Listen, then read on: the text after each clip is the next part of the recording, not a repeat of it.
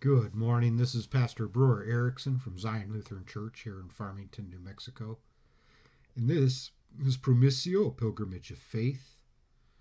Our devotion this morning is for the 25th Sunday of Pentecost, and our text is Matthew 22:15 through 22.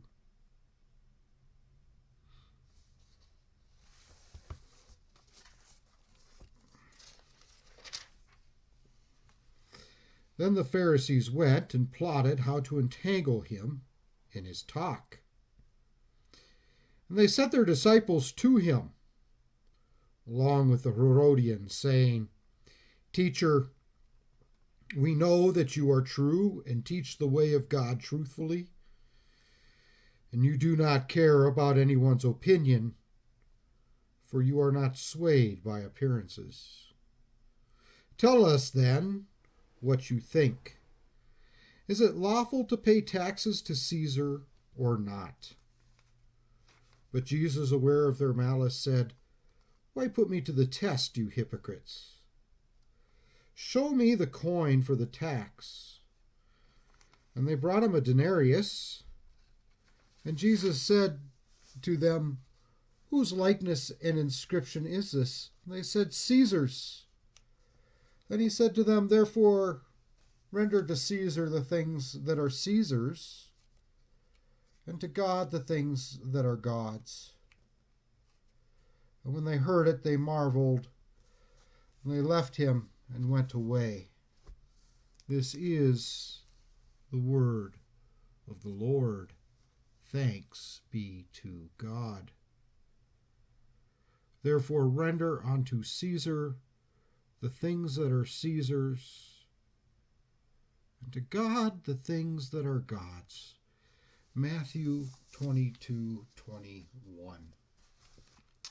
So there's a lot that gets packed into this answer that Jesus gives. And the first thing that we hear is that there are actually things that belong to Caesar that we should give to him.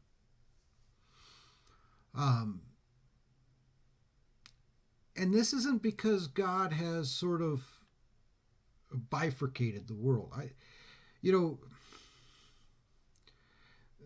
There's a real sense in which secularism, in a secular society as such that we live in today, is really the product of the Christian church, and especially Protestant denominations. Probably one could make a case that a lot of it traces itself back to Martin Luther himself. But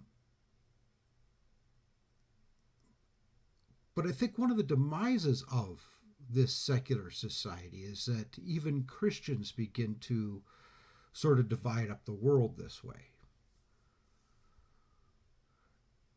The world isn't bifurcated. Some things belong to Caesar. They belong to him because God has appointed Caesar for Caesar's work. God has two ways of ruling in this world, two different ways of governing or guiding, however you want to say it. And the one way has nothing to do with salvation whatsoever. I shouldn't say it has nothing whatsoever, but because God uses it also for the salvation of people, to create a climate in which the gospel can be spoken and heard, etc. But obeying your civil leaders is not going to bring about salvation for you. Here God rules through the law, and he does so by setting up governments and governance. The primary purpose of the government is then to make a peaceful world for us to live in, a world without crime or whatever, to at least suppress that sort of thing, so that we can have peaceful business affairs, that we can raise our families securely, peacefully, etc. Now, this is something that the Jewish people experienced under Caesar. The Roman army, the Roman Empire, was able to conquer the whole area around the Mediterranean, the sea between the lands, as it's called. And, from Spain all the way up into Germany and North Africa and over into Israel, and they were able to keep all of the marauding hordes of the Arabian desert from being able to come in and cause havoc in Palestine. So, when Jesus is having his ministry, there's relative peace in the land. And the people enjoy this. And not only that, but the roads are kept up.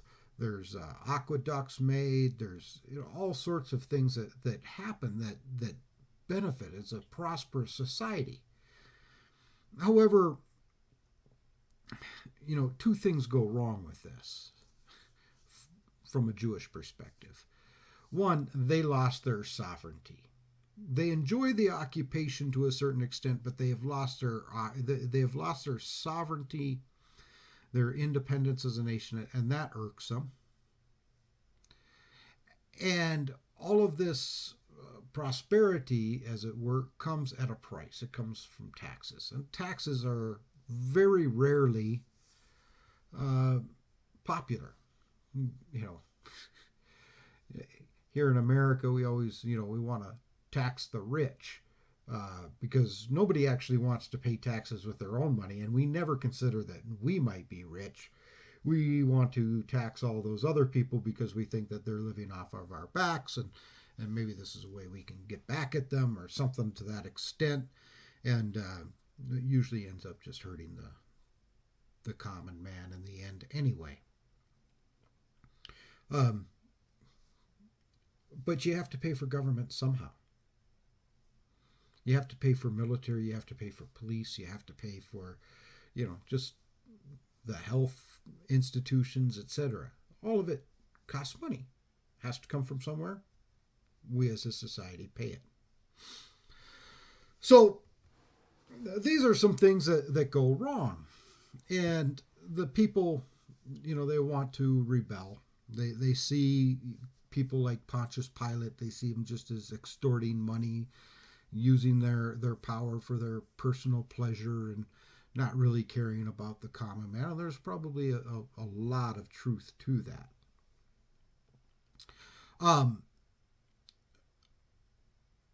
But Jesus loses his popularity because he refuses to join into that fight.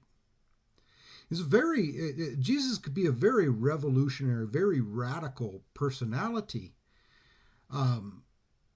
But that personality, this radicalness is not in how he tries to reshape society so much as how he tries to reshape individual personalities, individual persons.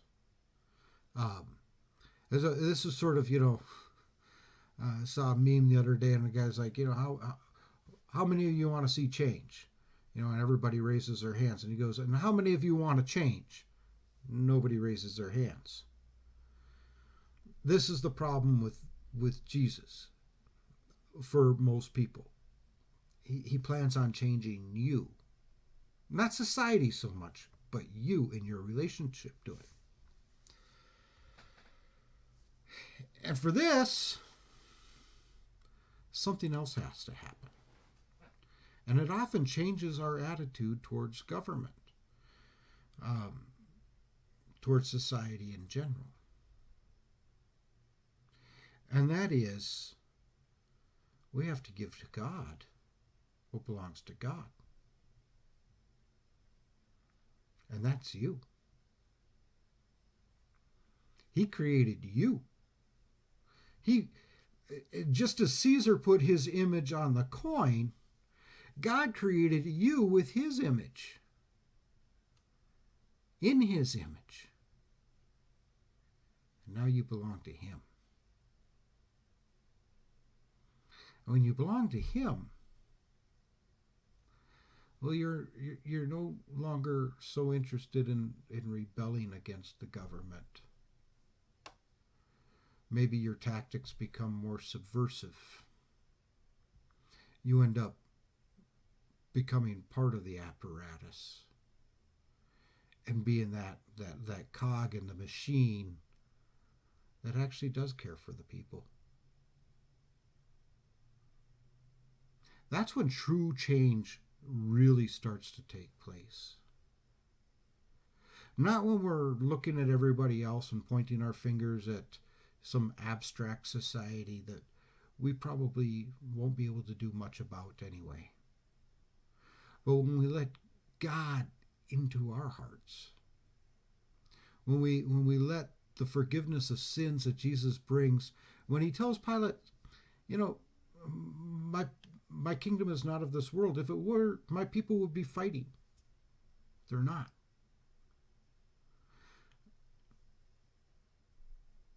That changes things. Because then you're willing to sacrifice yourself, even as Jesus sacrificed himself for you. So let's bow our heads in prayer. Lord, I can find it so hard to give unto Caesar what is Caesar's. I never like to pay my taxes. See the money and being abused and spent in ways that I don't think it should be spent. Harder, impossible. I find to give to you what belongs to you. So I thank you for taking it, for making me your child through the waters of holy baptism, for choosing me as you chose the disciples when I could not choose you. That all that I have I would recognize as being yours and not mine. That I am but a steward, and that I would be led